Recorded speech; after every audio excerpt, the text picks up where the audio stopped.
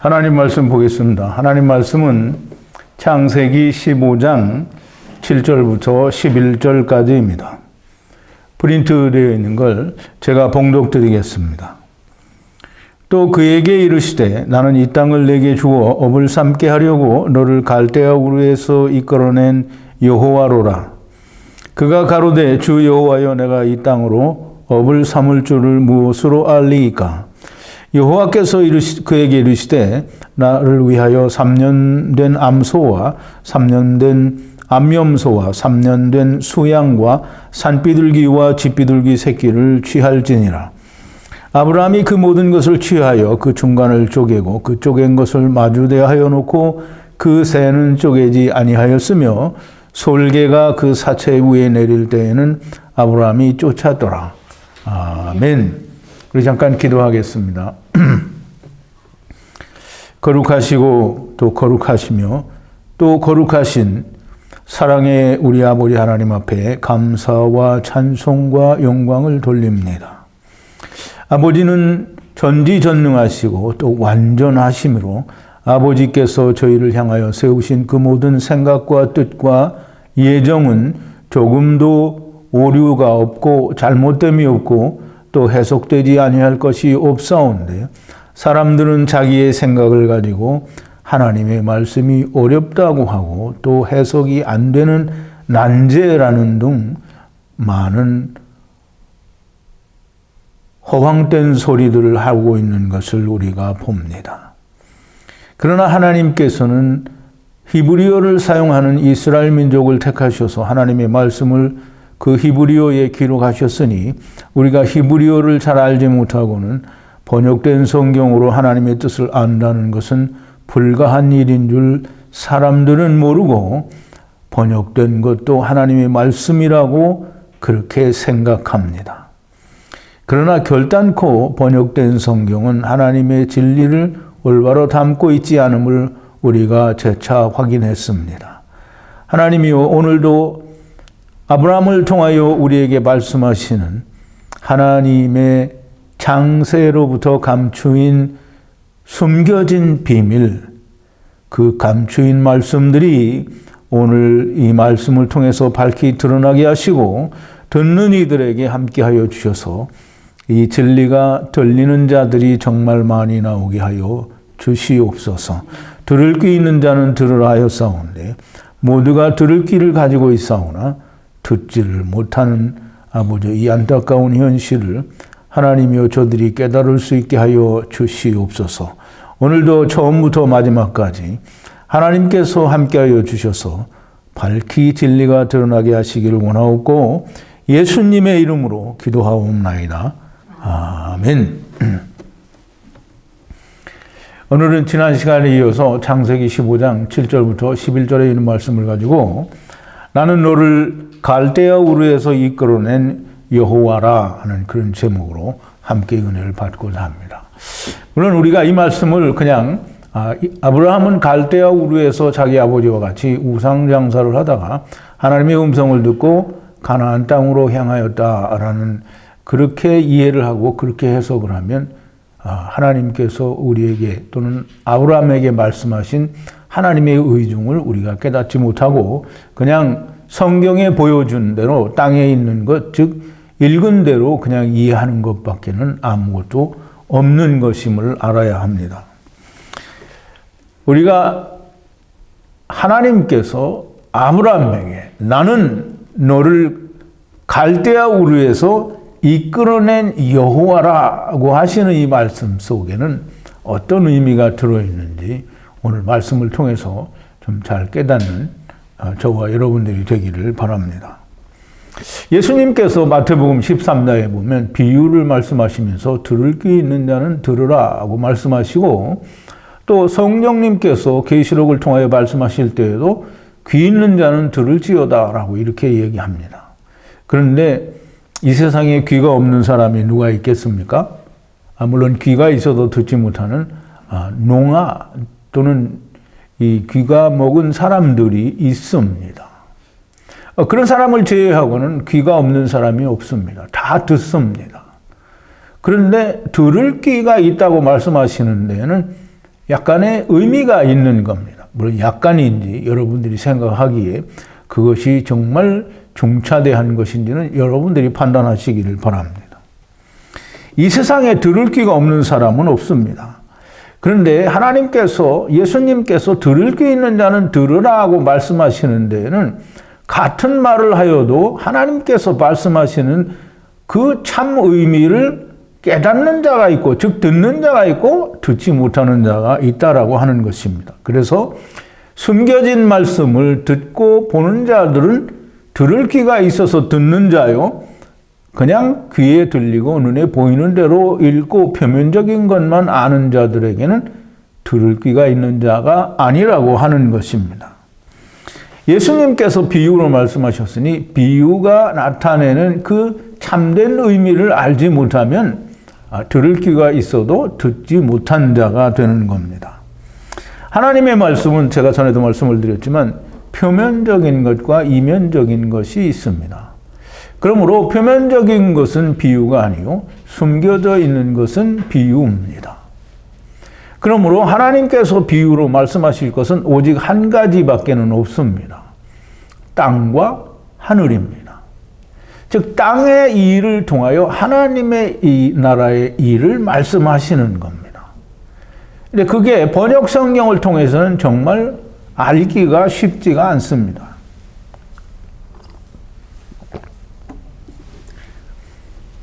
왜냐하면 제가 한 가지 예를 들어서 말씀을 드리면 영어를 배워도 그렇고 다른 나라의 언어를 배울 때 보면 사전적 의미나 또는 실제로 직설적인 의미로 사용하지 않는 어떤 관용어구라든가 또는 이 속어, 물론 이제 속어를 뭐 성경에서 사용하지는 않았겠죠. 한 가지 좀 예를 들면 제가 어렸을 때 청년 시절에는 저희 친구들하고 아는 이 청년들끼리는 화장실에 가는 것을 재판받으러 간다고 얘기를 했습니다. 쭈그리고 앉아서 일을 보고 오니까 재판받고 온다라는 그런 표현으로 화장실 갔다라는 표현을 썼는데요. 그때 당시에 우리 청년들이 쓰던 그 말을 알아듣는 사람은 재판받으러 갔다고 하면 그게 무슨 말인지 알거든요. 근데 전혀 알지 못하는 사람은 야, 아무개 어디 갔니? 그랬을 때, 재판받으러 왔어. 그러면 그 말이 무슨 말인지 모르는 사람은, 그럼 무슨 일을 저질러서, 이 감옥에 가 있나 보다, 재판을 받나 보다, 이렇게 생각하겠죠. 그게, 제가 아주 비유를 들어서 그렇게 말씀을 드렸는데, 이 히브리어가, 또는 히브리어에서 사용하는 그 본질적인 의미를 우리가 알지 못하면, 영어도 마찬가지고요. 다른 나라 언어를 배울 때 그 말이 가지고 있는 그 속에 있는 의미를 알지 못하면 무슨 말인지 모릅니다.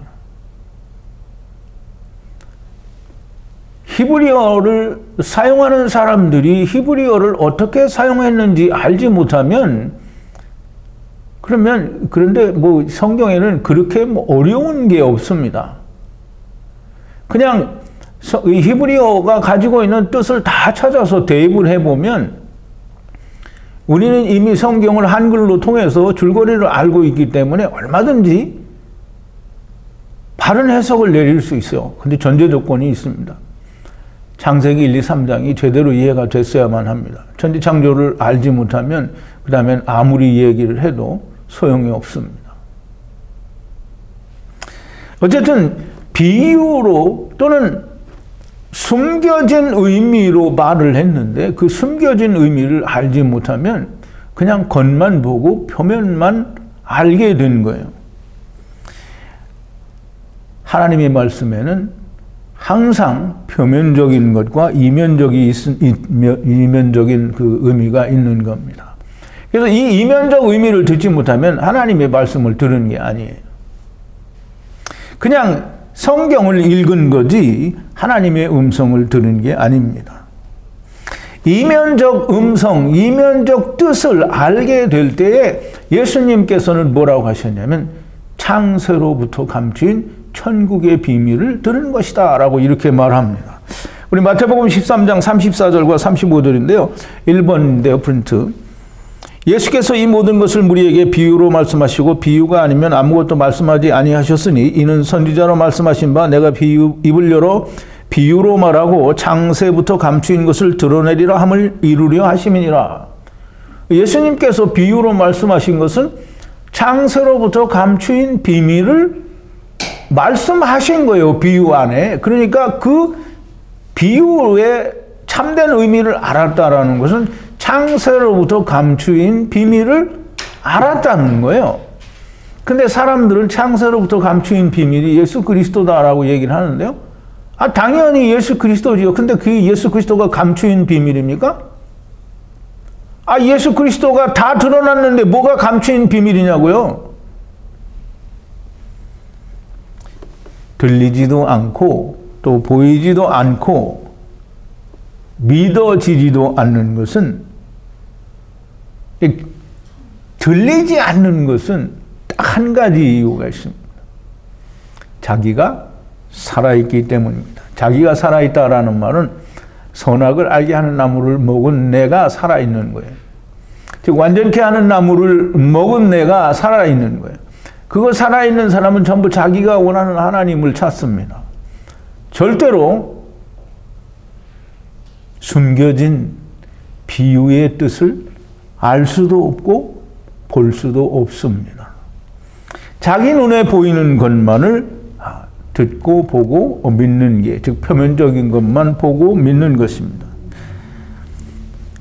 우리가 하나님, 제가 천지창조 서론을 할 때 하나님은 전지전능하시고 완전하시고 빛이시고 선이시고 뭐 이런 걸 다 얘기했어요. 3번에 걸쳐서 서론을 얘기했는데, 그리고 우리가 세상에 온 것은 우리 안에는 영이 있는 것이다라는 걸 성경을 통해서 증거를 해드렸습니다. 그래서 이 전지창조 서론 1, 2, 3이 전제가 되지 않으면 그러면 하나님 말씀을 바르게 이해하기가 너무 어려운 겁니다. 하나님은 전지전능하시고 완전하시고 또 모든 것을 아시고 빛이시고 선이시고, 하나님께는 사람이 생각하는 그런 오류나 잘못된 것이 나타날 수가 없습니다. 하나님께서는 한 가지 단어, 한 가지 사물로 현재와 과거와 미래의 일을 다 말씀하실 수 있는 하나님입니다.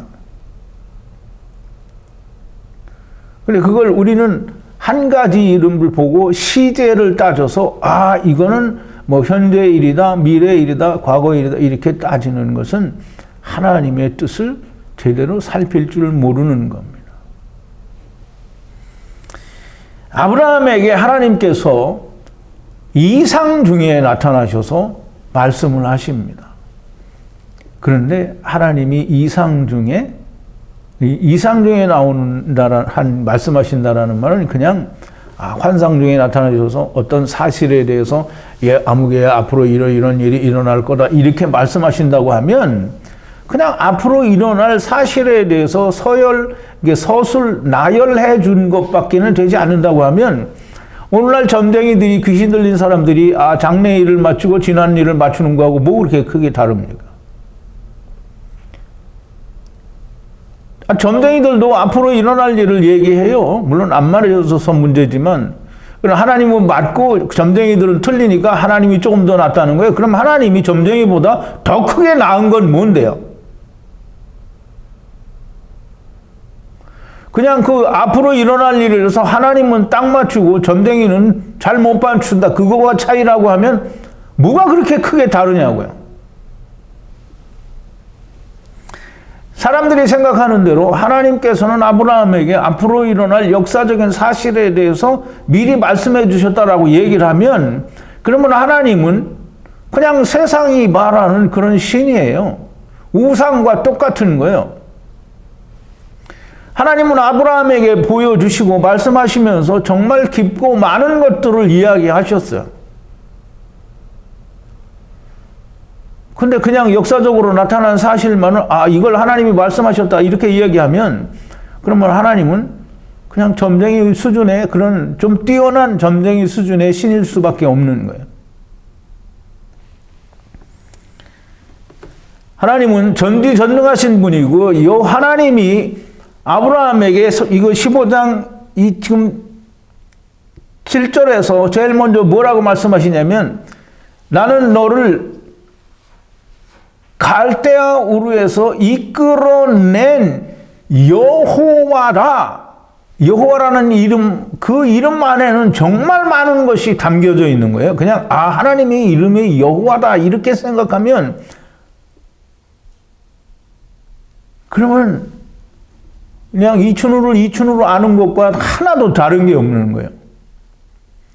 여호와라는 말에는 전지전능하신, 빛이고 선이시고 진리시고 말씀이시고 생명이시고 모든 하나님의 나라와 이 물질 세계의 모든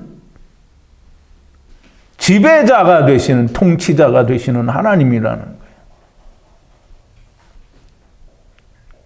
그럼 여호와라는 분이 아브라함에게 나타나서 기껏 알려주신다는 게 앞으로 이러한 역사가 일어날 거다, 이걸 알려주셨다고 하면, 그러면 나는 그냥 신이다 이렇게 해야 됩니다. 여호와라고 하실 때에는 이 세상의 온 물질 세상 전체에 관한 예정을 말씀하시는 분이라는 뜻입니다.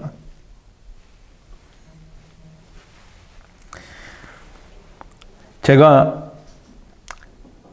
저는 목사라는 호칭도 싫어서 그냥 목자라고 하는데요. 왜냐하면 여러분들에게 꼴을 먹이고 여러분들에게 하나님 말씀을 전해주고 여러분들은 하나님의 양이니까 제가 맡아서 여러분들에게 하나님 말씀을 먹이는 자이기 때문에 목동, 물론 제가 이제 나이가 70이 이제 코앞을 바라보는데 제가 목동은 아닙니다. 그러니까 놈자자를 써서 목자가 됩니다. 그 성경에는 목자가 다 양치는 자예요. 그렇게 대단한 게 아닙니다. 하나님이 내가 선한 목자다라고 하셨으니까 건방지게 하나님이 목자라는데 네가 뭔데 목자라니.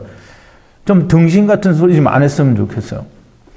그러면 양치는 목동은 그 목자라고 성경에 안 써 있어요?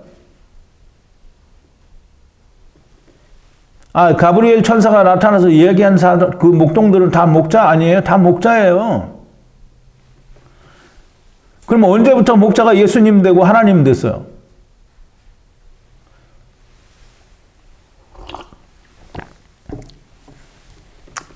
하나님이 자기의 양떼들이라고 하시기 때문에 목자라고 하는 것이고요.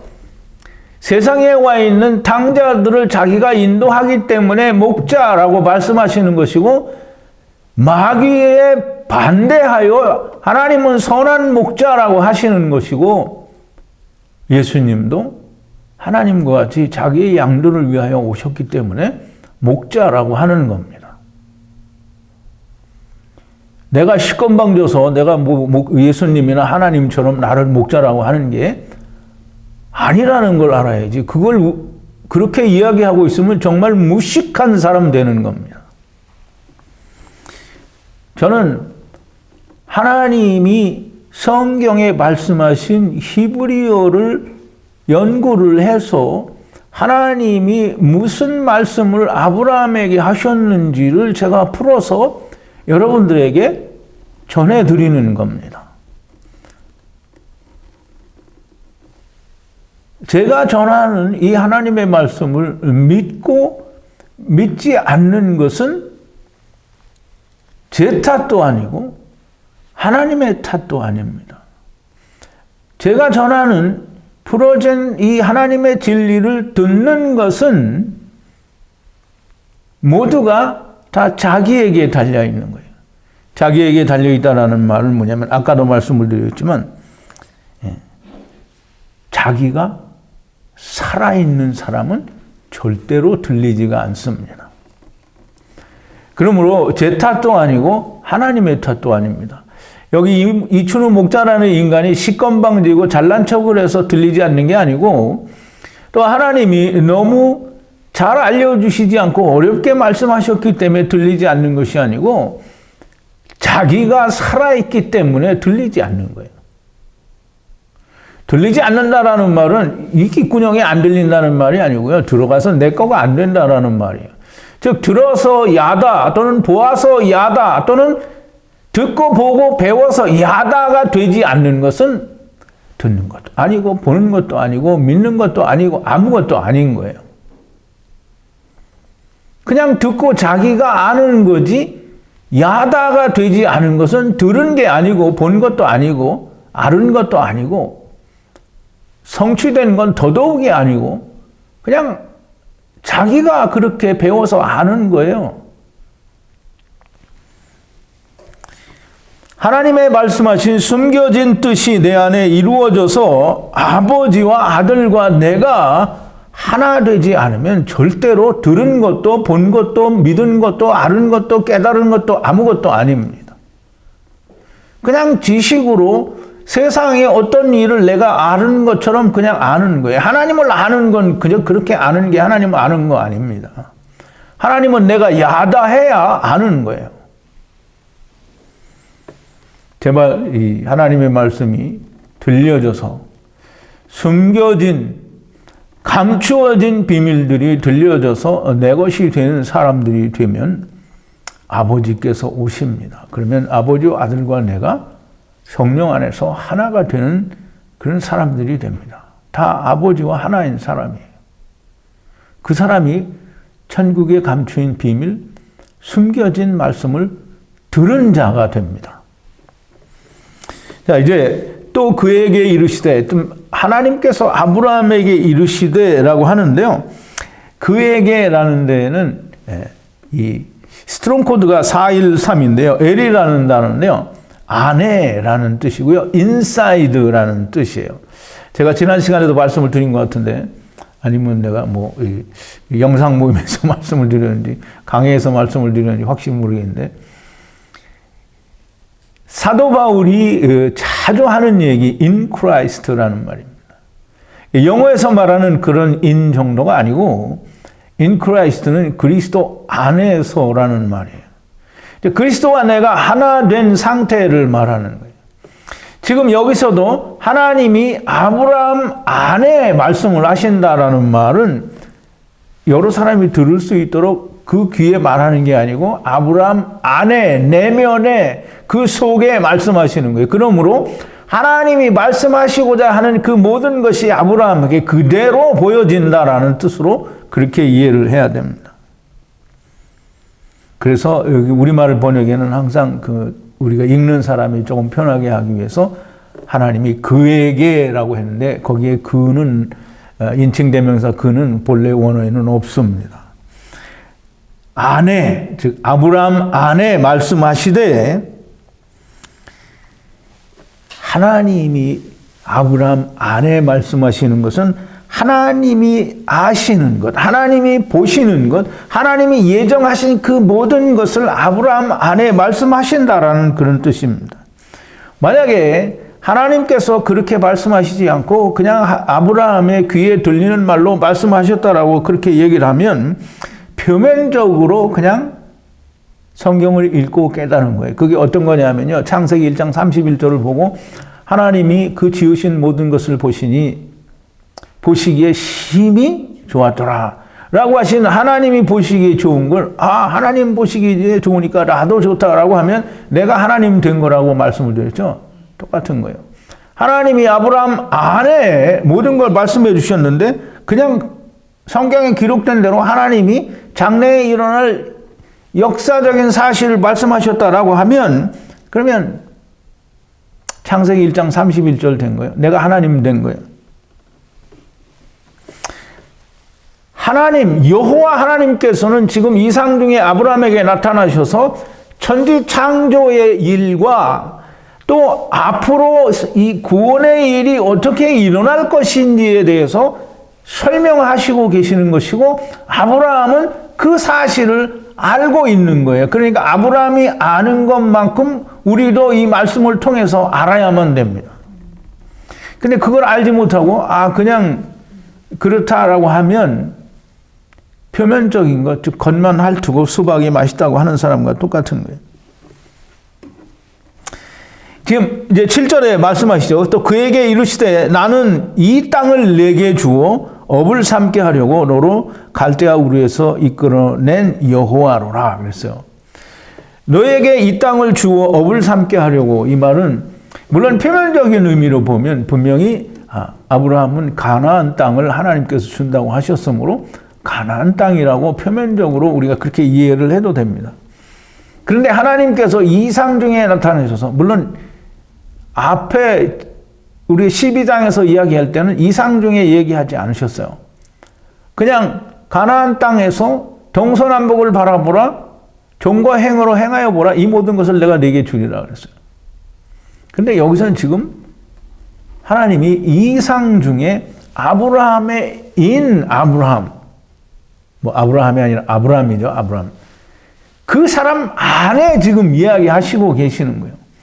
그러므로 이 땅을 내게 주어 업을 삼게 하려고, 여기서 업은 기업, 유업 이런 뜻인데요.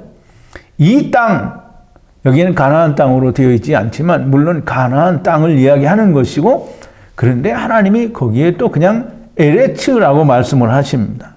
그러니까 우리가 히브리어를 통하여 말씀을 읽을 때 많은 것을 생각할 수 있어요. 표면적으로는 여기에 가나안 땅인 것이 틀림이 없고요. 또 하나님이 말씀하시는 그 의미에는 이 땅은 세상 전체를 말합니다. 이 세상을 너에게 주어 너의 업을 삼게 하려고 너를 갈대아 우르에서 이끌어낸 여호와로라 그랬어요.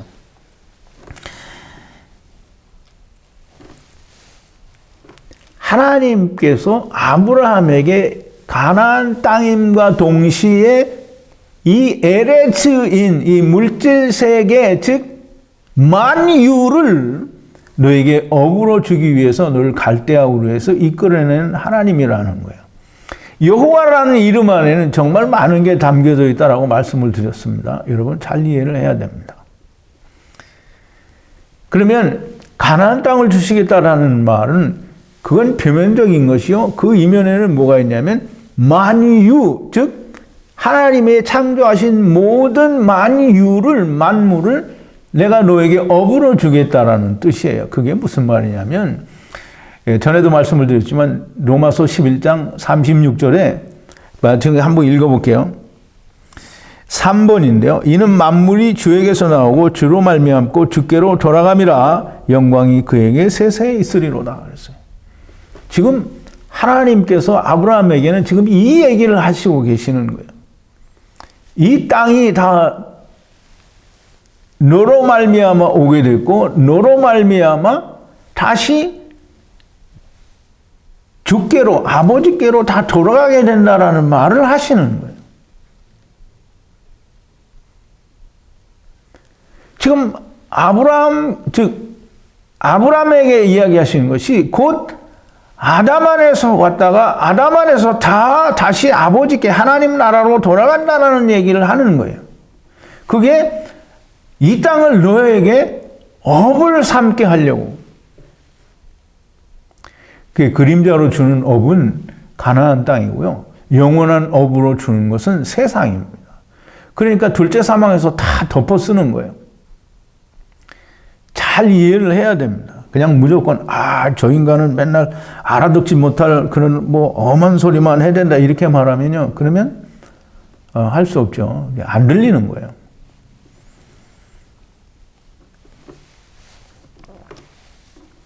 이 땅이 어디인가는 우리가 지난 창세기를 지난 시간 동서남북을 공부할 때 얘기했죠. 동서남북을 바라보라. 이 땅을 바라보라. 이게 이 땅을 내게 업으로 주어 상속자가 되게 너를 상속자로 삼고 이것이 다 너에게로 돌아가게 하기 위해서 너를 본토 갈대아 우르에서 이끌어낸 여호와 하나님이라는 거예요. 그러면 여호와 하나님이 이끌어냈잖아요. 여기에 참 오묘하신 진리의 말씀이 있는 겁니다. 하나님이 이끌어낸 거예요. 본토, 이게 분명히 제가 창세기 12장을 공부할 때 얘기했어요. 본토는 히브리서 11장에서 하나님의 나라를 말씀하는 거라고 히브리서 기자는 본토 갈대아 우르가 이 아버지 집, 본토 출생지를 떠났다라고 하는 거예요. 물론 갈대아 우르에서 아브라함이 태어났고 거기서 그 아버지와 함께 살았어요. 그런데 성경은 땅의 걸 통해서 하늘의 걸 이야기한다고 말씀을 드렸잖아요. 그러니까 히브리서 기자가 분명히 본토는 갈대아 우루, 생각하면 언제든지 돌아갈 수 있는 그곳을 말하는 게 아니라 하늘에 있는 걸 말하는 거라고 말씀하잖아요. 그래서 믿음의 조상들이 다 나그네라고 고백을 했다는 거잖아요. 나그네라고 하는 것은 자기의 본향을 사모한다라는 뜻이라는 거예요.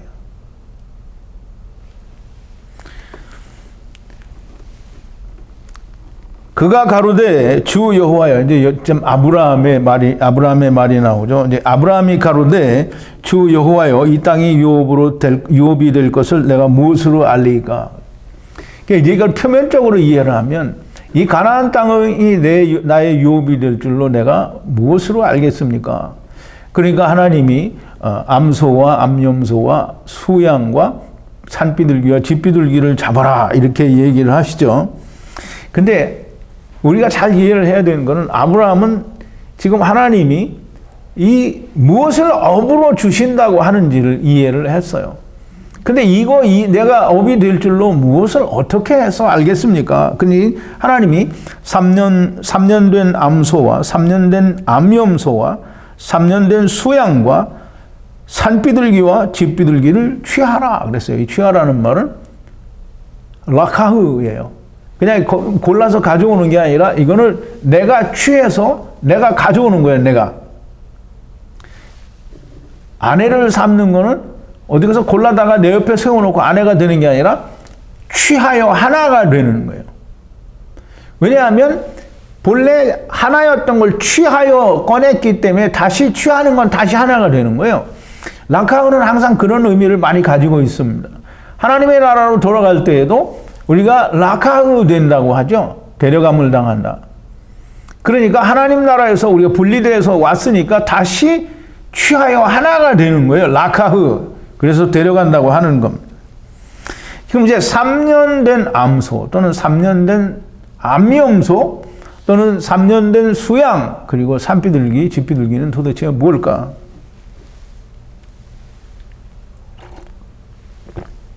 요즘 들어서 전에보다 상당히 오랜 시간 동안을 말씀을 생각해야 되는데요.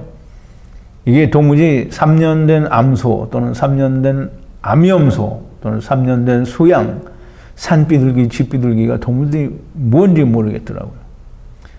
고민을 하고 또 고민을 해도 정말 모르겠더라고요. 성경을 프로그램을 통해서 아무리 관주를 찾아봐도 비슷한 관주가 없어요. 근데 딱 한 군데 관주가 나오는데요. 예레미야 34장 17절입니다. 예레미야 34장 17절에 뭐라고 되어 있냐면요. 한번 좀 보죠. 5번인데요. 그러므로 나 여호와가 이같이 말하노라. 너희가 나를 듣지 아니하고 각기 형제와 이웃에게 자유를 선언한 것을 실행치 아니하였은즉 내가 너희에게 자유를 선언하여 너희를 칼과 연병과 기근에 붙이리라. 나 여호와의 말이니라. 내가 너희를 세계 열방 중에 흩어지게 할 것이며 송아지를 둘로 쪼개고 그 사이로 지나서 내 앞에 언약을 세우고 그 말을 실행치 아니하여 내 언약을 범한 너희를 곧 쪼갠 송아지 사이로 지난 유다 방백들과 예루살렘 방백들과 환관들과 제사장들과 이 땅 모든 백성을 내가 너희 원수의 손과 너희 생명을 찾는 자의 손에 붙이리니 너희 시체가 공중의 새들과 땅의 짐승의 식물이 될 것이며 라고 이렇게 얘기를 하는데요. 이 관주를 여러 번 봤는데요. 창세기 15장으로는 이 짐승을 쪼갰다라는 것밖에는 연결이 안 되더라고요. 암염소 또는 암소 또는 수양, 산비둘기, 집비둘기가 도무지 여기하고는 연결이 안 되더라고요. 그래서 또 이 며칠을 그래서 또 고민을 했어요. 왜 그렇게 이 창세기 15장 10절에 얘기하는 그 암염소, 암소 또는 수양 또 산비둘기, 집비둘기하고 연결되는 성경 구절이 왜 없는가? 그거를 고민을 하고 또 고민을 하다가 연결이 돼서 생각이 난 게 하나님하고 꼭 같이 지나가지 않아도 이스라엘도 지나갈 수 있다라는 생각이 들었어요. 그러면 후에 이스라엘이 아브라함이 벌려놓은 그것을 또 벌려놓을 수 없으니까 하나님은 지나가셨어요. 근데 이스라엘이 지나가면 돼요. 그래, 이스라엘이 지나가는데 이스라엘은 언제 지나가느냐 하면 애굽에서 나와가지고 하나님께 율법을 받을 때 지나가요. 율법을 받을 때 하나님께서 시내산에서 이스라엘 백성들에게 율법을 줍니다. 그러면 여기 암염소 또는 암소 또는 수양 이런 모든 것들이 도대체 뭐냐? 이거는 율법에 나오는 제사의식에 쓰는 다 제물들이에요. 3년 되었다라는 말은 3이라는 걸 우리 공부를 했잖아요. 그죠? 아버지와 아들과 내가 하나 되는 거. 그게 3년 된 제물, 3년 된 암소, 3년 된 암염소, 3년 된 수양. 즉 내가 아버지와 아들과 내가 하나가 되겠다는 말씀. 그건 뭐냐면 율법이에요. 그러니까 이 제물들은 다 율법에 의해서 하나님께 드려지는 거잖아요. 그러니까 율법이죠. 그러면 이 율법이 내가 잘 생각해야 됩니다. 내가 하나님 되겠다는 거잖아요. 율법은 그거예요. 내가 나를 잘 지켜서 내가 영생을 얻겠다는 거잖아요. 그러니까 그 영생을 얻었는지 못 얻었는지 맨날 예수님께 와서 물어보는 거잖아요. 그러니까 율법은 그거예요. 내가 나를 지켜서 내가 영생하겠다는 거예요. 근데 내가 나를 지켜서 영생에 이르면 내가 물어볼 필요 있어요, 없어요? 그러니까 못 이루는 거예요. 그런데 하나님이 이스라엘과 약속을 하는 거예요. 이 아버지와 아들과 내가 하나, 즉 내가 나를 지켜서 영생을 얻는 이 말씀, 즉 율법, 이걸 지키면, 못 지키면 너 죽고, 내가 못 지키면 하나님은 지키거나 못 지키거나 하나님은 스스로 먼저 가셨어요. 그러니까 너네들이 지키든 못 지키든 내가 다 구해준다라는 의미가 거기에 있는 거예요. 이스라엘은 어차피 못 지키는 거고요. 그리고 이스라엘은 어차피 그렇게 죽지 않아도 다 죽어요. 왜? 인생은 그저 잘 살아야 90, 100이니까 다 죽는 거란 말이에요. 인생은 꼭 그렇게 죽이지 않아도 다 죽게 돼 있어요. 그러므로 다 지나간 것과 똑같은 겁니다. 자, 이제 3년 된 암소, 3년 된 암염소, 3년 된 수양, 산비둘기, 집비둘기는, 산비둘기, 집비둘기는 조금 이따가 말씀을 드리고요. 이 3년 된 암소, 암염소, 수양은 율법을 말하고요. 이스라엘을 말합니다. 그래서 그 예레미야에서 말하는 그 유다 방백과 예루살렘 방백과 관관들과 또 뭐라 그랬어요? 제사장들을 말하는데요. 이 환관은 내시를 말하는 게 아니고요. 우리말로 환관이라고 해서 다 내시라고 생각하는데 그냥 내시에 상응하는 그런 관리들을 말하는 거예요. 그냥 꼭 내시를 말하는 게 아니고요. 히브리 언어 자체에는 환관이라는 그런 의미는 없고요. 다 관직에 있는 자, 지도자들을 말하는 거예요. 다시 말해서 이스라엘 백성들과 말씀을 가지고 율법을 받은 이스라엘 백성들과 제사장들과 또는 지도자들과, 그러니까 방백이죠. 유다 방백, 예루살렘 방백, 환관들 또는 제사장들. 이게 다 둘로 쪼갠 고기 사이를 지나갔다는 거예요. 근데 창세기 15장에 보면 절대 지나간 일이 없죠. 그럼 언제 지나갔느냐? 그러면 암염소, 암소, 수양은 율법이라고 했죠. 그러면 율법을 언제 주셨냐면 애굽에서 나와서 홍해를 건너서 시내산에 있을 때 하나님이 율법을 주셔요. 이제 보세요. 출애굽기 28장 1절부터 8절까지인데요. 좀 시간이 지나더라도 같이 한번 읽어보죠. 제가 읽어보겠습니다. 4번인데요. 또 모세에게 이르시되 너는 아론과 나답과 아비후와 이스라엘 장로 70인과 함께 여호와에게로 올라와 멀리서 경배하고 너 모세만 여호와에게 가까이 나오고 그들은 가까이 나오지 말며 백성은 너와 함께 올라오지 말지니라. 모세가 와서 여호와의 모든 말씀과 그 모든 율례를 백성에게 고하매 그들이 한 소리로 응답하여 가로되 여호와의 명하신 모든 말씀을 우리가 준행하리이다. 이 준행하리이다 이 말은 여호와의 말씀하신 모든 걸 우리가 준행하리이다 이 말을 두 글자로 뭐라 그래요?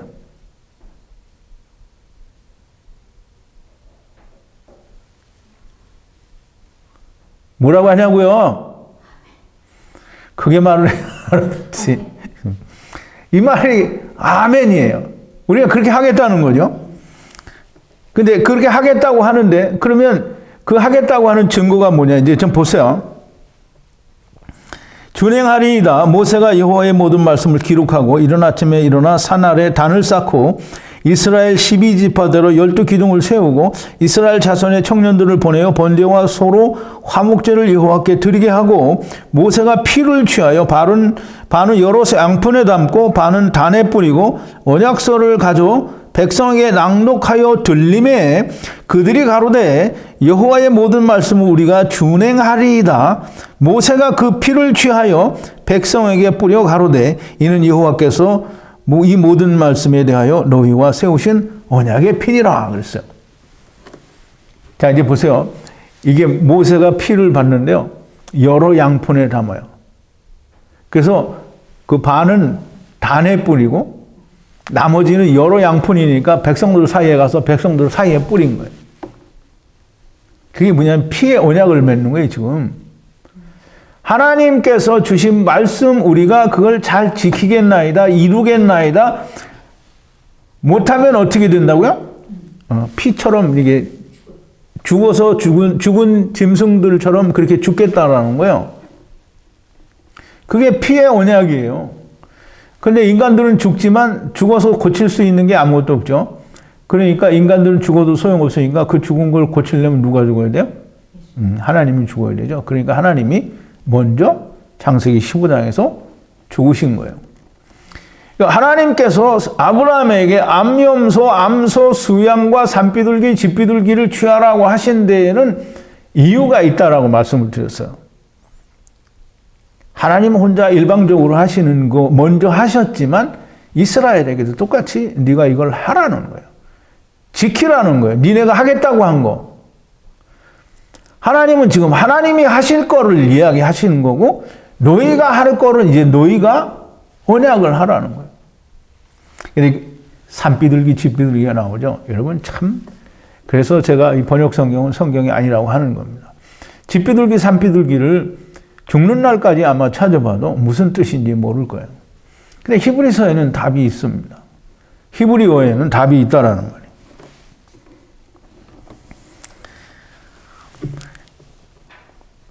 산비둘기라는 말은 스트롱 코드가 8449인데요.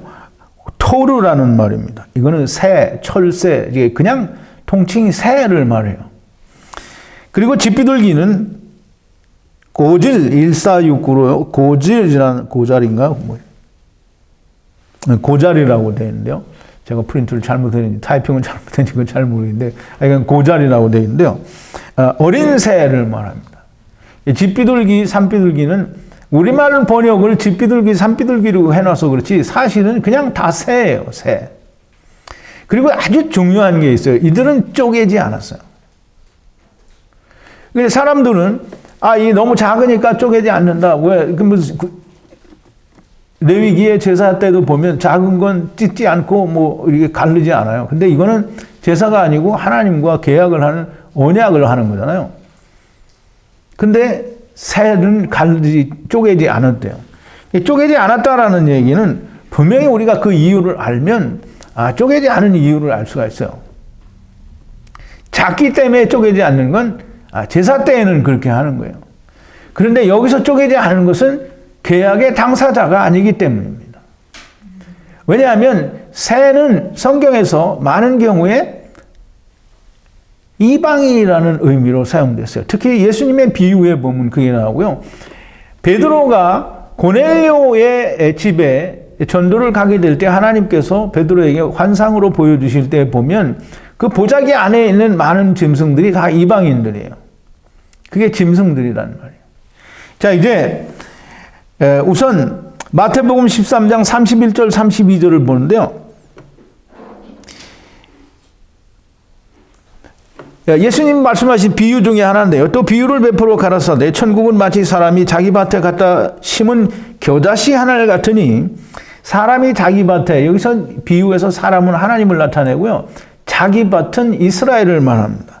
이스라엘에 겨자씨 하나를 심은 것 같으니 겨자씨는 예수 그리스도를 상징하죠.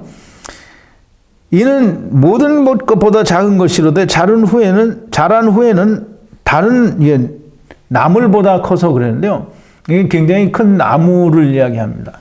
나무보다 커서 나무가 되매 공중의 새들이 와서 그 가지에 깃들이느니라 그랬어요.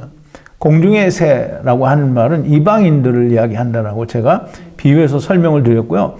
또 그 비유를 설명을 할 때 이 베드로가 환상을 본 환상 이야기를 제가 말씀을 드렸습니다. 하나님께서 고넬료, 즉 로마 사람인 이방인에게 복음이 증거되어지는 것을 베드로를 통하여 보여주시기 위해서 환상으로 베드로에게 보여주시고 또 고넬료에게도 환상을 통해서 이러이러한 사람이 너에게 올 테니 들여보내서 말씀을 들으라고 얘기를 해 주십니다. 베드로에게 하신 말씀이 뭐냐면 히브리서 사도행전 10장 11절부터 15절인데요. 베드로에게 나타난 환상이 이겁니다. 하늘이 열리며 한 그릇이 내려오는 것을 보니 큰 보자기 같고 내 귀를 땅에 메어 들이웠더라. 그 안에는 땅에 있는 각색 4발 가진 짐승과 기는 것과 공중에 나는 것들이 있는데 또 소리가 있으되 베드로야 일어나 잡아먹으라 하거늘 베드로가 가로되 주여 그럴 수 없나이다. 속되고 깨끗이 아니한 물건을 내가 언제든지 먹지 아니하였사옵나이다. 한데 또 두 번째 소리가 있어 하나님께서 깨끗게 하신 것을 내가 속되다 하지 말라 하더라. 여기에 보면 공중에 나는 것들이 나오죠.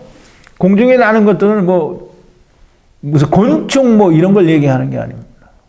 새를 말합니다. 부정한 짐승들을 말하는 거예요.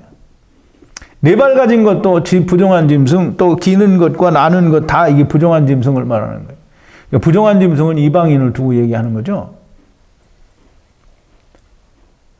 지금 집비둘기, 산비둘기는 그냥 새예요, 새. 즉 이방인을 말하는 겁니다. 이방인은 율법에 의한 계약의 당사자가 아니에요. 그러니까 쪼갤 필요도 없고요. 그러나 그를 위하여 하나님이 횃불로 그 사이를 지나가셨어요. 이방인에게는 율법이 주어지지 않았지만 그러나 이스라엘 안에서, 이스라엘은 천하 만민을 대표한다고 그랬죠. 이스라엘 안에서 계약의 당사자입니다. 그러니까 마땅히 산비둘기, 집비둘기, 즉 이방인들도 하나님께서 그들을 위하여 죽으시는 거예요. 그러니까 지금 베드로에게 얘기하잖아요. 하나님께서 속한 것을 네가 속하지 않다라고 말을 하느냐? 하나님께서 하셨대잖아요. 하나님께서 하십니다.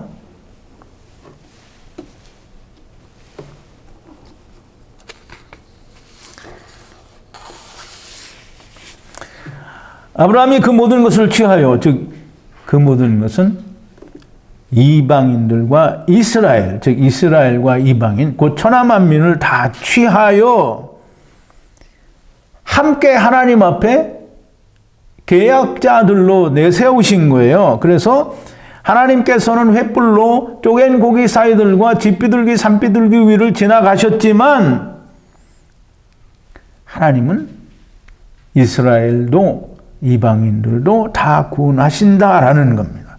그들을 위하여 십자가에서 여호와께서 예수 그리스도로 세상에 오셔서 죽으신다라는 거예요. 세상에 대하여 죽으신다라는 거예요. 그러므로 지금 창세기 15장 10절에서는 분명히 암소와 수양과 산비둘기와 집비둘기를 취하여 그걸 다 가져다가 자기 거를 삼아서 하나님과 같이 계약을 하는 거예요. 언약을 하는 거라는 말이에요. 하나님은 다 구원하겠다는 언약을 하셨고 이스라엘은 우리가 이걸 지키겠나이다 라고 하는 계약을 하는 거예요. 이스라엘을 못 지키죠. 그래서 이스라엘도 죽고요. 어차피 이방인도 못 지켜요. 근데 지금 이방인들도 지킨다고 길을 쓰고 똥줄을 타고 있죠.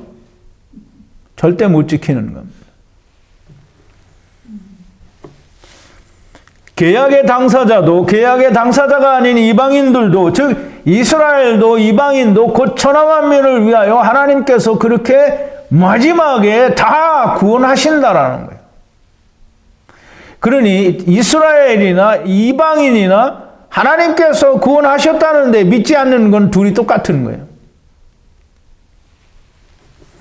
그러나 하나님께서 창세기 15장에서 구원을 하셨기 때문에 그 약속대로 하나님은 예수 그리스도로 세상에 오셔서 십자가에서 다 이루셨어요. 그러니까 그때부터 마지막입니다. 왜? 다 이루었으니까. 그때부터가 마지막이에요. 다 이루기 전에는 마지막이 아니죠. 다 이루었으니까 마지막이에요. 그래서 예수 그리스도가 오신 그 이후 다 이루신 때부터 율법이 끝난 그때부터는 다 마지막 때라고 말씀을 드렸죠.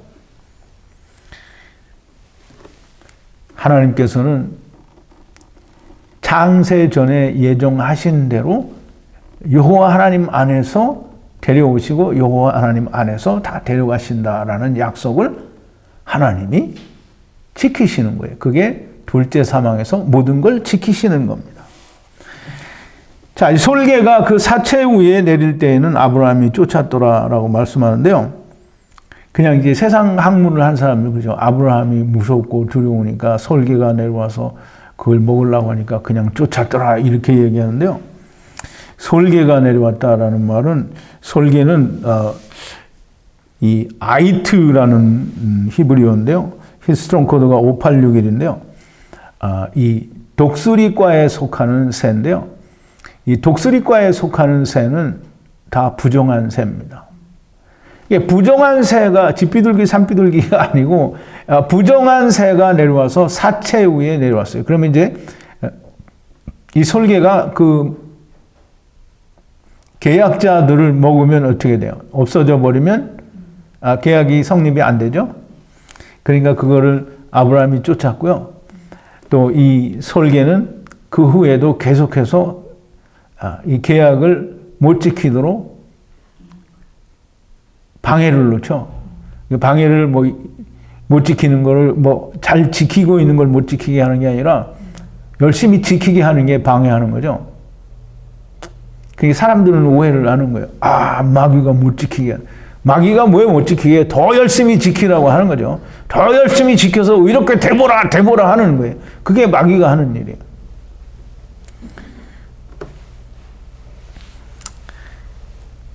솔개, 곧 마귀의 하수인들은 끊임없이 세상 끝날까지 하나님의 뜻과 야타부를 하지 못하게 합니다. 즉 끝까지 지키게 하는 거죠. 정말 많은 사람들이 이 말씀을 강해를 하고요. 횃불 언약이니 또는 하나님이 이 짐승 사이로 지나가서 자기를 죽여서 하나님이 구원하신다느니 비슷한 말을 많이 해요. 그런데 정작 그들이 보고 말하는 것은 하나님이 말씀하신 창세로부터 감추인 비밀을 말하는 게 아니고요. 자기 눈에 보인 것만 말을 하는 겁니다.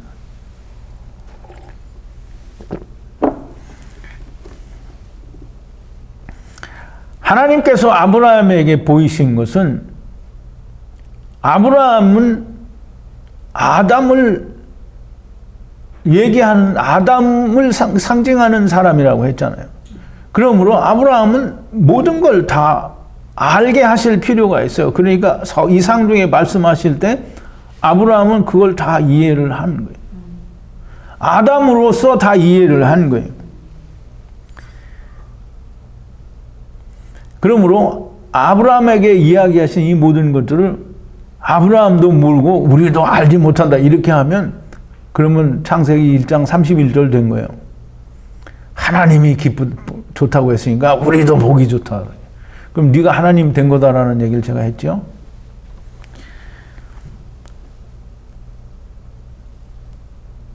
하나님만이 쪼갠 고기 사이로 지나가신 것이 아니고 이스라엘도 율법, 즉 3년 된 아버지와 아들과 내가 하나 되겠다라고 하는 그 율법을 받을 때에 아멘, 우리가 이 모든 것들을 다 지키겠나이다 라고 아멘 하면서 염소와 송아지와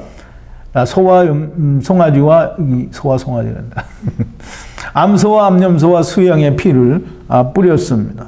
단에도 뿌리고 자기들에게도 뿌렸어요. 암소와 암염소와 수양을 쪼개서 피를 뿌렸다라는 말입니다. 여러분은 좀 이해하기 쉽지 않은 정말 어려운 그런 말씀을 오늘 들었습니다. 정말 쉽지 않은 얘기예요. 그러나 제가 언제든지 그렇게 하듯이, 물론 모르는 건 항상 모른다고 말씀을 드려요. 근데 성경에 근거 없으면 제가 말씀드리지 않습니다. 성경에서 충분히 하나님이 설명해 주셨고, 하나님이 그 말씀을, 우리가 알 수 있는 거는, 물론 이스라엘 사람들은 아마 이 내용을 몰랐을 수도 있어요.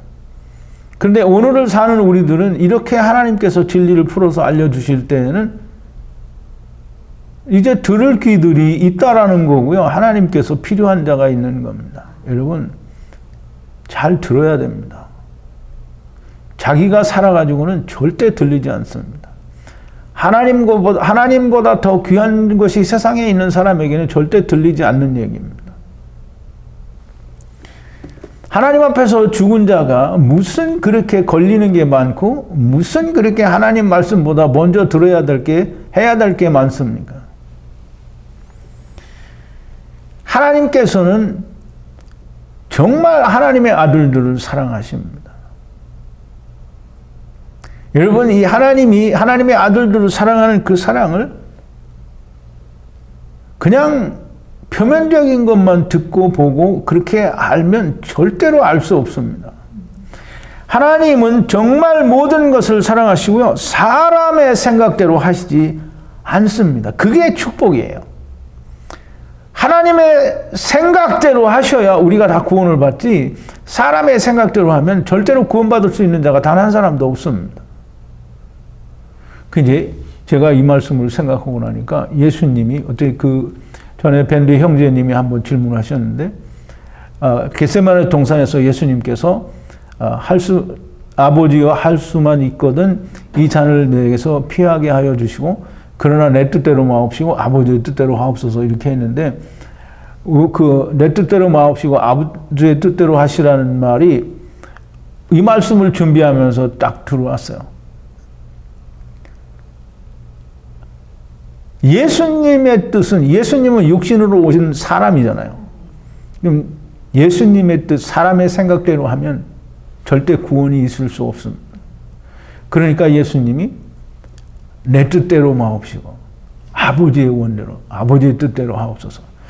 아버지의 뜻대로 하셔야 모든 자가 구원을 받습니다. 그러므로 여러분들은 예수님이 힘들어서 그랬는데 하나님을 거역할 수 없으니까 하나님의 뜻대로 하옵소서 그렇게 했나 보다, 이렇게 이해를 하면요, 절대 잘못 이해를 하고 있는 거예요. 하나님이 만유를 구원하시는 것을 우리의 생각대로 하면 단 한 사람도 구원받을 자가 없으나, 하나님의 생각대로 하시면 다 구원을 받습니다. 어디서? 둘째 사망에서. 육신에 있을 때 둘째 사망에 이르는 것도 둘째 사망이요, 마지막에 이르는 둘째 사망도 둘째 사망입니다. 이유는 앞과 전, 먼저와 후가 없어요. 무조건 다 둘째 사망에서 구원을 받는 겁니다. 육신에 있을 때 둘째 사망에 구원을 받으면 왕노릇을 하는 거예요. 어디에서? 천년왕국에서. 육신에 있을 때에 다 이루지 못하더라도 슬피 울며 이를 가는 기회가 있다고 하는 것은 얼마나 큰 축복이냐 이거예요. 슬피 울며 이를 갈고 있으면서 그래도 끝이 없다고 하면, 그러면 복이 아니죠. 하나님은 창세기 15장에서 이미 모든 걸 말씀하셨어요. 그러니까 아브라함은 예수 그리스도의 때를 보고 기다리고 그것을 볼 것을 기다리다가 보고 기뻐했다 그랬어요. 아브라함은 언제 봤어요? 다 봤어요, 아브라함도. 아버지를 떠난 모든 탕자들을 구원하시는 이 하나님 아버지가 정말 참 하나님 아버지요 참 사랑의 아버지 하나님입니다. 아버지를 아는 자는 아버지와 아들과 내가 하나 된 자는 두려울 것이 없습니다. 우리가 이 땅에 사는 동안은 70년, 80년, 길면 120년 가는 사람은 정말 없습니다. 잘 살면 100년입니다. 그거 살고 우리가 가는 거예요. 우리 나그네 였었고 나그네 였고 나그네일 것입니다. 그냥 영원의 세계에서 잠시 잠깐 다녀가는 100년의 세월입니다. 여러분, 알면 하나님의 참 진리의 말씀을 깨달으면 두려울 게 없습니다. 그러니까 계시록에서 이야기하잖아요. 두려워하는 자는 하나님의 나라를 유업으로 받을 수 없습니다. 왜 두려워요? 하나님을 아는데? 안 두려워요. 몸이 괴롭고 아프고 뭐 창에 찔리고 피가 흐르면 좀 괴롭겠죠. 근데 그 괴로운 거는 예수님은 몇 시간 동안 그렇게 괴로움을 당하셨지만 사람들이 죽을 때 물론 오래 괴롭다가 죽는 사람도 있고 잠시 잠깐 괴롭다가 죽는 사람도 있고 그냥 자다가 죽는 사람도 있어요. 물론 죽음이라는 것 자체가 우리가 고통이고 괴로움일 수 있어요. 그런데 그 육체적인 괴로움, 즉 육신이 살아있는 동안에는 아픔이 괴로움일 수 있습니다. 그러나 그거 벗어나면 괴로움이 아니라는 것을 분명히 알아요. 그러면 두렵지 않습니다. 육체에게 가해지는 고통과 괴로움은 두려울 수 있으나 하나님 나라를 맞이하는 것에 대한 두려움은 없는 거예요. 그러니까 지옥 간다 이런 거 두려운 사람은요, 다 가짜입니다. 성경을 제대로 못 배운 사람이 지옥을 두려워하고요. 있지도 않는 지옥을 두려워하는 거죠. 음부에서 슬 피울며 이를 갈미 있을 뿐이지 절대 두려운 지옥은 없습니다. 공포스러운 지옥은 없다는 거예요. 여러분, 앞으로 펼쳐질 하나님의 그 참된 진리에 숨겨진 하나님 말씀이 궁금하지 않습니까? 여러분, 들리는 분만 들으시게 되는 겁니다. 많은 분들이 물론 중간에 처음 들으시는 분들은 무슨 소리인지 모를 수 있습니다. 그런데 이게 들리기 시작하면 다 거꾸로 찾아가서 다 듣게 돼 있습니다. 여러분, 하나님의 말씀이 들리는 자가 되시고 즉 자기가 하나님 앞에서 온전히 죽는 자가 되고 세상을 버리는 자가 되고 하나님의 음성이 들려져서 아버지와 아들과 내가 하나 되는 본래 우리 아버지를 찾아가는 그 하나님이 내게 오시는 여러분들이 되기를 바랍니다. 기도하시겠습니다. 거룩하신 여호와 아버지 하나님, 감사와 찬송과 영광을 돌립니다. 오늘도 하나님께서 아브라함 이상 중에 나타나셔서 보여주신 참된 진리, 하나님께서 말씀하신 천지창조와 또 세상을 어찌 구원하시는지에 대한 그 구원의 여정을 우리가 보고 또 듣고 배웠습니다. 하나님이여, 우리에게 이 음성이 들려진 것을 너무나 감사하고 또 아직 들리지 않는 많은 자들에게는 또 들려주게 해주시기를 간절히 바라고, 어찌여튼 자기를 버리는, 즉 하나님을 떠난 나를 버리는 자들이 다 되게 하여 주셔서 하나님의 영광과 하나님의 높으심이 온전히 나타나게 하여 주시옵소서. 예수님의 이름으로 기도하옵나이다. 아멘.